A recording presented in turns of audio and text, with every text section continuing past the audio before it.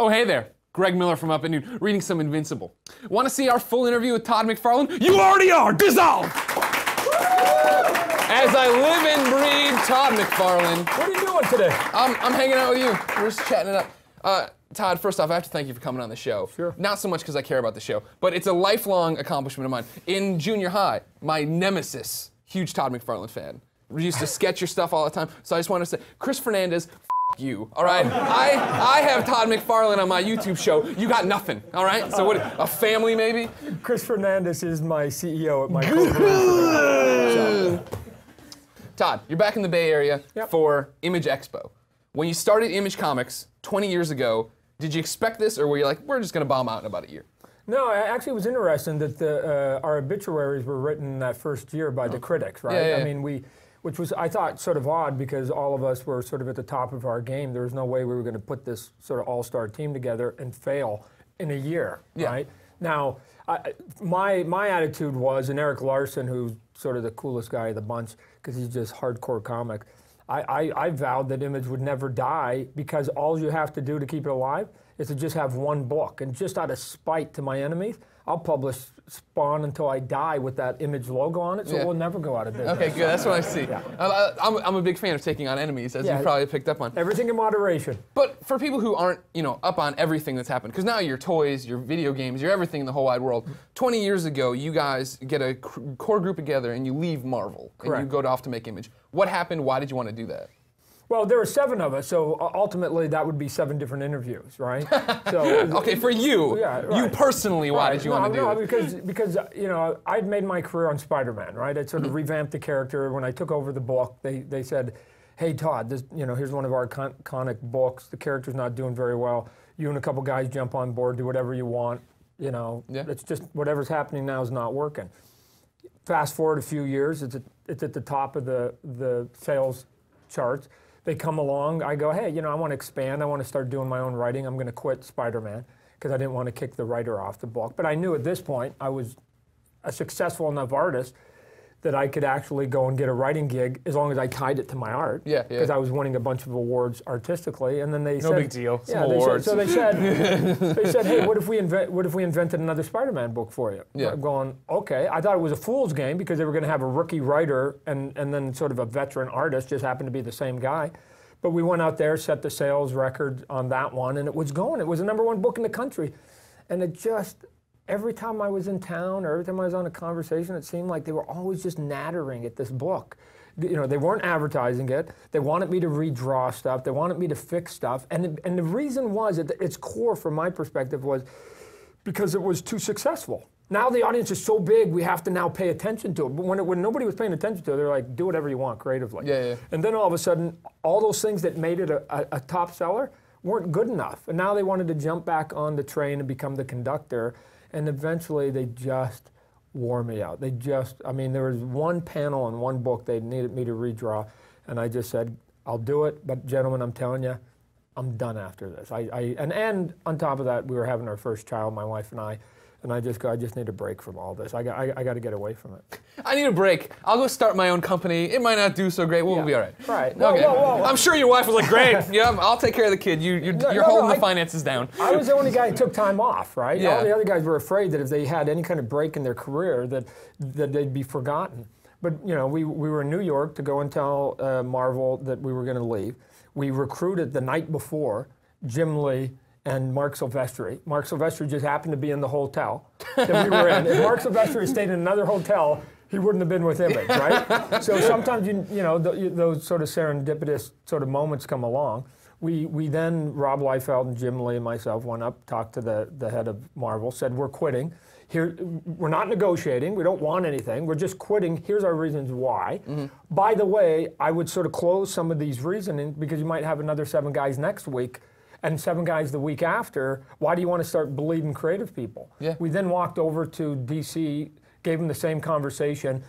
It was a little bit sort of not fun for them because they had never had some of these guys. I was going to say, yeah, okay, cool, Marvel guys. Jim Lee had never been in their office. So remember, back then it was like if you quit Marvel, you went to DC. If you quit DC, you went to Marvel. There was no other third option. Yeah. So when we walked over there with Jim Lee, their eyes were this big going, oh my God. And we sat down and they go, what do you have to say?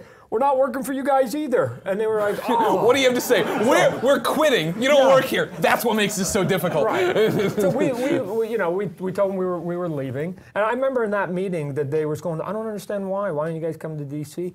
And they go, well, we're improving rights for freelancers, and because I wanted to start a union. I tried to start a union, and I couldn't. I couldn't get scared artists to sort of gather. So that group of images was about as good as I was ever going to get to.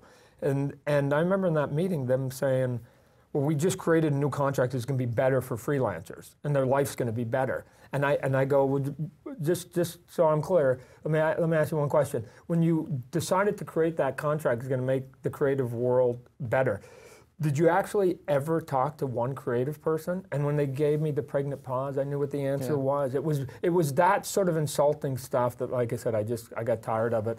We went off and started Image comic books, and we hit the ground running, and haven't been looking over our shoulder since. So 20 years later, Images is, now it's the big three. It's no longer the big two. Images is forced to be reckoned with. Right. Have you seen Marvel and DC get better about how they treat artists and stuff? I mean, did those demands change the industry? Yeah, it's interesting because some of our critics, even within the creative community, they went, oh, you egotistical guys, and a lot of that was coming from the writers, right?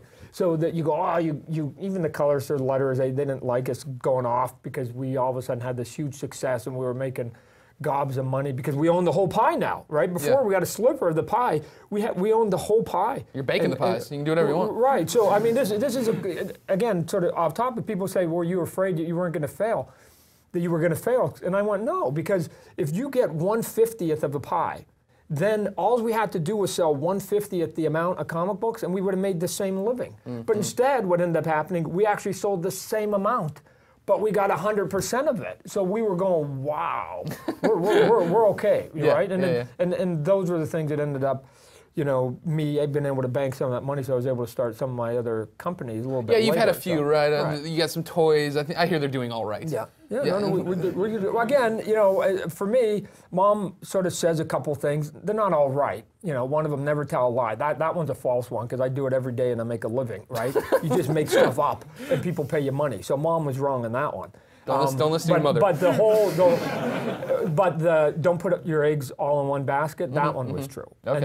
And so once we started Image, I knew that even though I personally was having success with Spawn, I better branch off because what if the comic book industry decided to implode? And it was already starting to sort of like that would ever happen. Yeah. Well, they figured out how to lose about 90% of their sales over the course of a decade. So for me, I just go, I don't want to be at the mercy of the business because I knew a lot of old timers that were. They spent 30 years of their life, and then one day they said, we don't want you anymore. And they were just left on the street. So I go, no, I want to set up so that other places I can put my art in case one of those venues isn't working good. So again, we started the toy company. We went in and started doing some animation, the movies and video games. And that way, if you sort of had all of these things moving at the same time, you didn't have to worry, they call it diversifying, that you didn't have to worry that if one of those businesses was weak, that it was going to be a direct impact to you and your family. Gotcha. Now you bring up video games. Your most recent foray is Kingdoms of Amalur Reckoning. Correct. Yeah. Wow. Oh wow, there you go. A raging success with one audience member. Why did you want to go be a part of this project? I mean, I'm sure you get approached for stuff all the time, but this was another company, right, that had just started. 38 Studios gets going. It's run by Kurt Schilling, who's not known for his video games usually. Right. Why was this your project? Well, here's how it worked. I'd been involved in video games off and on, but it was from the other side of the fence. People coming to me saying, "Hey, Todd, can we license your characters? Can we make video games of them?" So we've had half a dozen of them probably over the year. But Kurt was pitching for the Arizona Diamondbacks. I live in Phoenix. And he and I sort of butted into each other over time, and we shared some of the same charities and stuff like that. And so, we had a bit of a relationship. And then he goes off to Boston, and then out of the blue, he phones up. He goes, "Todd, I want to fly you out, you and R.A. Salvatore, and I just want to pitch you an idea." He knew that that his athletic career was coming to an end. He was a couple years from retiring. And he was a huge gamer. He was a guy that instead of going out to the bars at night after the games with the young kids, he was going, no, I'm going to go in my room. I'm happily married. I don't need to go carousing. And he would sit there and he'd start doing online gaming, right? So he was right there, right at the very beginning of online gaming, right, playing MMOs. And he said, I want to start a video game. Here's my idea. He starts 38 studios. RA creates a 10,000 year sort of historical sort of idea. As a writer, is that insane? You write comics, you know what's up. This guy made, for 2 games, has made this tome of information about the weirdest little stuff. It seems sort of obsessive a little bit, right? but a lot of writers will do that, even when they're writing movies and books, because what you want to do is you want to just sort of understand who everybody is. So it wasn't meant that it was going to all be in the game. It just meant that now you understand who all these characters are, and so when the designers are sort of putting stuff together, they have something to draw from. Oh, these guys now are mortal enemies of those guys because of these reasons, so here's sort of how they're going to interact. Doesn't mean it's all going to get in the game per se. So anyway, we start building the MMO, right? And this is where people, I think, are a little confused, is that they think that we started the MMO. That was way back in 2007. And then when the economy sort of went down, Kurt was able to pick up big, huge games, and their engine was sort of half built. And he was able to put this, this Amalar paint job, if you will, onto this game engine. And because the baking and the development of the PC and the console game was shorter than the MMO, it was going to not only get the same paint job, although 1,000 years in the past, but it was going to come out first. Yeah. I remember telling Kurt, I go, you realize you've just doubled down your bet, right? because if Reckoning comes out first before your MMO, which we're still working on, and that's supposed to come out later in the year, that comes out and it lays an egg. I don't understand what your marketing campaign is. From the mediocre game that nobody bought and doesn't really like that much, comes the big giant version of that thing. So I go, Kurt, you literally doubled down your bet in Vegas here. So we now have to get out of the gate with Reckoning. And again, we put all the talent we could to go there so that we could get out, get the reputation, and then be able to turn it and say, oh, and if you like that, you just wait till you see the MMO, which is ginormous compared to this, and again, has, to me, stuff in it that'll just blow your mind. I mean, if people like Reckoning and they're MMO players, the MMO game is fantastic. What have you thought of the critical reception for Reckoning? I mean, people cheered for it, they like it, these people, so you got 20 people on board. What about, like, I mean, it's, it scored really well on IGN and 9.0, and people seem to be a part of it. Are you happy with that? Are you seeing people accept it and be into it? Yeah. I mean, again, your biggest fear about doing anything, whether it's books or movies or TV shows, video games, all the same, is that it takes kind of the same amount of time to do something that's successful that isn't. So everybody puts their heart and soul into it, and so you're all sort of sitting there, sort of crossing your fingers. But you could sort of get a sense of it very early on when we were giving sneak peeks to people, that they were coming in there and nobody could sort of find any really bad sort of flaw in it to start with. So when we were, the early sort of critics that were coming out were going, oh, it's positive. Oh, it's positive, which is way better than trying to have something that's average or they're lukewarm on and trying to rehab it up, right? Better to have people like it and then people try to push it down than the other way. And, historically too, I think one of the things that helped, and it was sort of what happened with my toy business, is that, the RPGs, I thought artistically weren't necessarily as sort of mature as they could be compared to a lot of other video games. And so there was a lot of room to maneuver. And I've said to people before, I literally have made an entire career not out of really inventing anything original, just looking at what already exists and just doing some stuff slightly different that people give you way more credit for, right? So Steve, no, it's true, guys, look at. Steve Jobs went, hey, you know what, there's this thing called a phone, and if you can dial, you can listen to it, you can put in contacts, whatever else, but he goes, and what if I make it so it's a touch screen? It still just dials and listens and does, I mean, it's still, because he put the sexy on it, which is like, wow, it's a touch screen. So for me, with the toys, like, what if you actually make the players look realistic, right? What if you make the monsters feel like they're real? So the video game end of it was the same way. That there was room for us artistically to maneuver and get in there. And Kurt gave me the rights to be the director over. I don't want to just be a concept artist. I want to have authority over the costumes, the characters, the sound effects, the environment, the architecture, the way you light, the animation, all of it. Because when you glue it all together, that's what the consumer, the game player, is going to look at, the finished product, not any one piece of it. So I go, you give me control over all of it, Kurt. I'm on. And he went, okay. and I don't. And again, I'm not the biggest gamer, so I'm going, okay. Now, I think that ends up being a blessing and a curse, because the guy's not a great, big, giant gamer. I was asking a lot of questions that every now and then they didn't have a valid answer for. I got to design this guy's back too. Yeah, no. The best time is there's only 3 reasons. When I ask a question, there's only 3 things that stop you in your track. Technology is not there, Todd. Don't have the time, Todd. We can do it. It's going to take 2 years. Can't get there. It's going to blow the budget. Don't have the cash. That's it. But every now and then I'd ask questions because, again, I'm the stupidest guy in the room at this point. And everybody in the room would be silent. And that was the moment. So nobody jumped up and said it was technology, cash, or deadline. So I go, so we can do this? Yeah, then let's add it. Let's add it into it. So now, taking a little bit what you've been talking about here, how you're overseeing this giant project right now, 20 years later, Image is right now making a lot of waves right now with The Walking Dead. Do you look at Robert Kirkman and every time you see him just say, I did this for you. I'm the reason people care. No. Robert Kirkman deserves a giant amount of accolades from everybody, myself included. And here's why. He's a partner now at Image.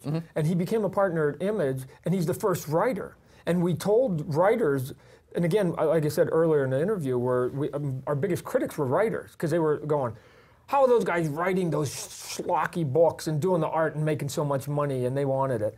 And I kept saying the same thing to the writers. There's an easy way to do what we're doing. Stop doing work for the competitors. What they wanted to do, what the writers wanted to do, there was even a couple of quasi-Image writer groups that tried to do what we did, but here's what they did. They go, I'm going to still write Spider-Man, still write Superman, still write X-Men, and do my independent book. And when you're on a limited budget, that's your 4th pick. But what we did as an artist, we had our book, I had Spider-Man, and I go, if you want Todd McFarlane, I shut Spider-Man off, and I'm doing this thing called Spawn, Prawn, whatever it is that you guys didn't know what it was called. Prawn would have been another great book. Nobody knew what it was. They just were buying Todd. Yeah. And I made them come over to Spawn, and if I did my job right, then all of a sudden they go, oh, and I like Spawn now, eventually. But Kirkman shut down his work, came over, put out Walking Dead and a couple other books that are doing well. Few ones, Hollywood finally woke up to it, and again, he's kicking ass with it. Okay. Final conversation topic. Are digital comics the enemy? Are they going to kill comics? Are comics dying because of digital comics? No. Good. That's what I like to hear. No. And here's why. Because it's just a delivery mechanism. If you're saying to me, comic books are by definition words and pictures. If you're saying, will words and pictures go away? Never. Will the delivery mechanism of where we find those words and pictures shift over time? Sure. And if they go on, maybe they'll go on the side of blimp someday, but it'll still be words and pictures that equal what you and I would define as a comic book. Great. Does the industry have to respond to digital comics by dropping prices? That's one of the arguments for people, right? That, oh, well, I'm not getting a physical product anymore. Right. Do you think that we have to see prices come down? I think so. Okay. I mean, I haven't done Spawn. Just wait. When I figured it out and I opened the vault to Spawn, damn right the price would be lower. That's what I like to hear. Yeah. Todd, thank you so much for coming on today. You bet. Been a pleasure. Yeah. Thank you guys for watching that extended interview with Todd McFarlane. What do you think about the last 20 years of Image Comics? Let us know in the comments below. And make sure you watch the full episode of Up at Noon right here. Then subscribe to start. Pretty please.